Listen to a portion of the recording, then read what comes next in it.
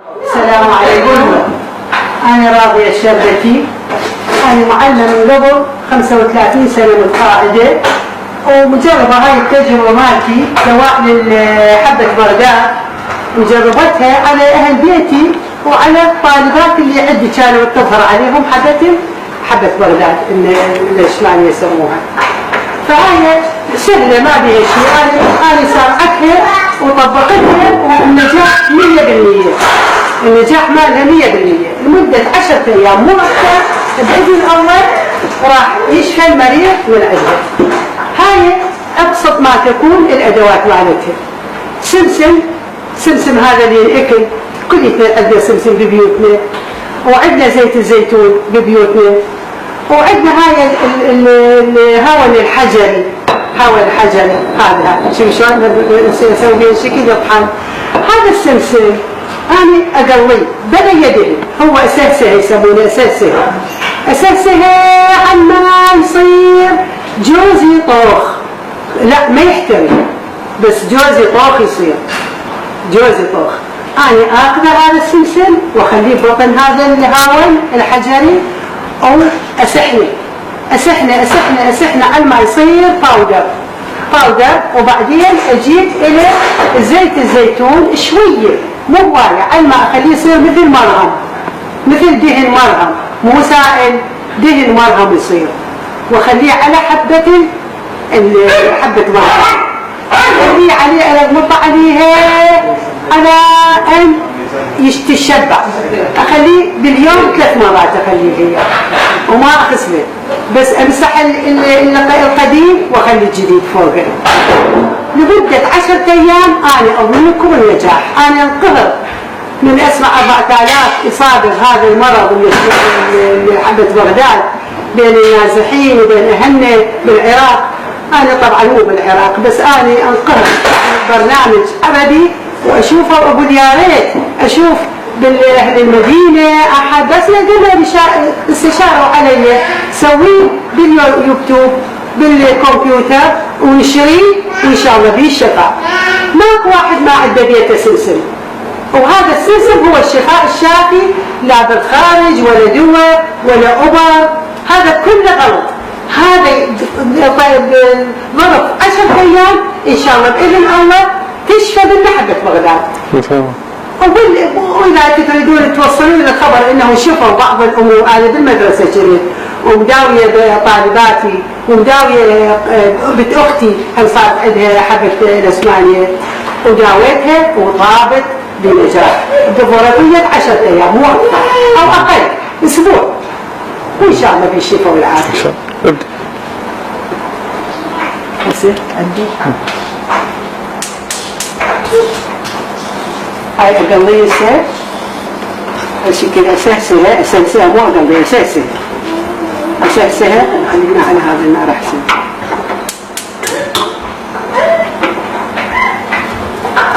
الماء يصير جوزي طوخ ما يحترق، ما أحرقه لأني إذا حرقته توفيته، أسويه جوزي طوخ يصير.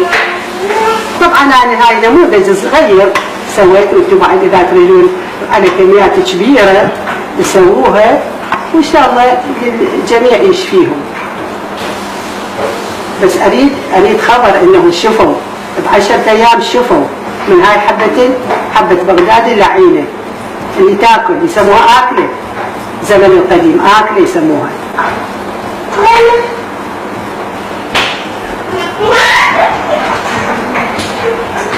نسبيلها شوية يسمر حتى بعدين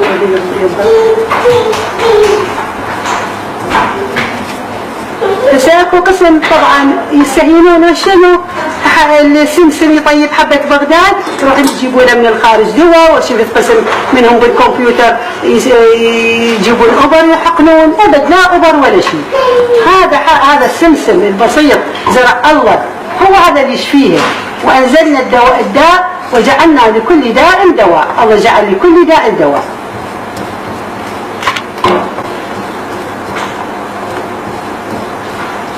وبإذن الله إن شاء الله يشفون كليتهم. وأفرح يقولون بالبرامج العربية بنتفرج عليها، أنا دائما أتفرج على البرامج العربية وانقهر على الأوضاع اللي يصير. وإن شاء الله بإذن الله يشفي بلدنا من هذا المرض الخبيث اللي دخل به هو داعش، والنازحين لبيوتهم إن شاء الله الله يفرجها علينا ويلجم ألسنة الحاقدين على الحشد الشعبي، يلجم حرقهم إن شاء الله. ومكروا ومكر الله والله خير الماكرين.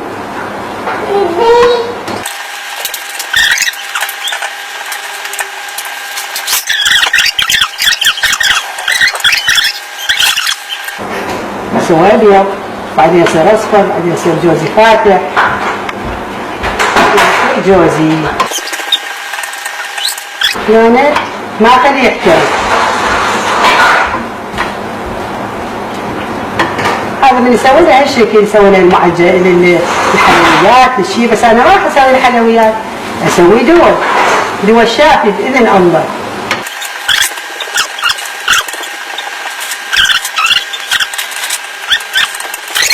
وبعد الله يصير كله جوزي ما يبقى لي حبيبي يا رب.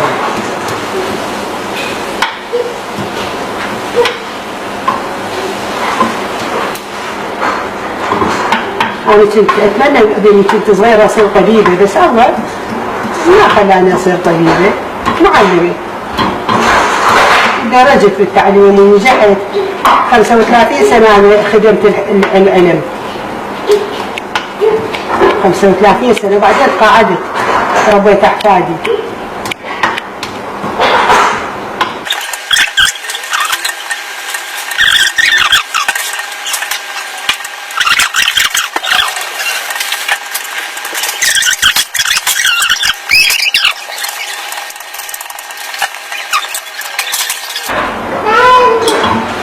هذا هو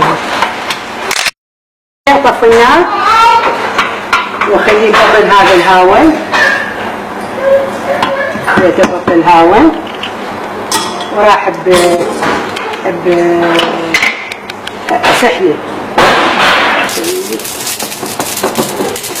شلون ركز عليه وهو حار أسحله حتى يصير باودر.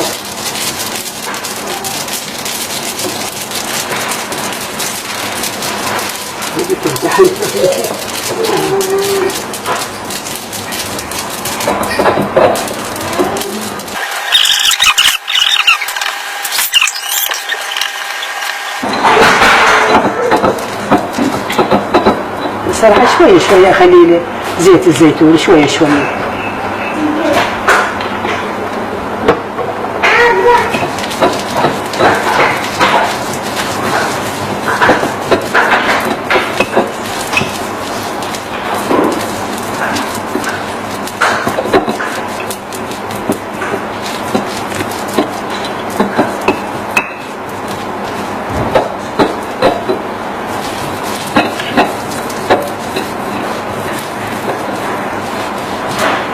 بعد شوية خليله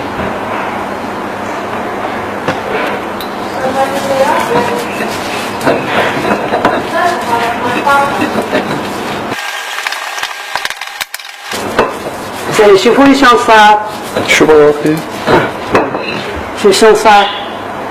وبعد راح خليله شوية بعد قليل. هذا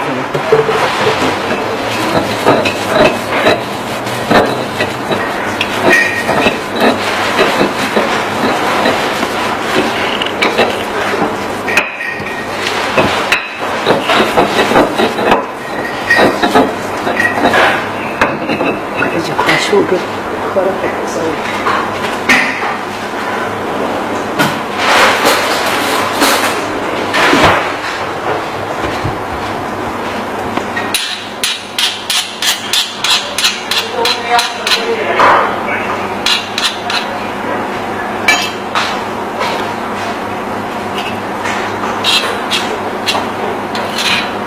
الشعب يسوي كل صناعة حتى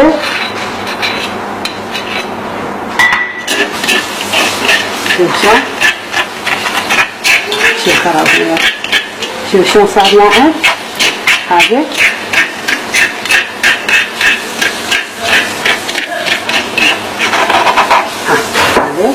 هذا تاخذ منه شويه وتخليه على الحبه، على الحبه اللي على المكان اللي تشوفيها ان شاء الله. هو هذا الدواء الشافي، هو هذا الدواء الشافي.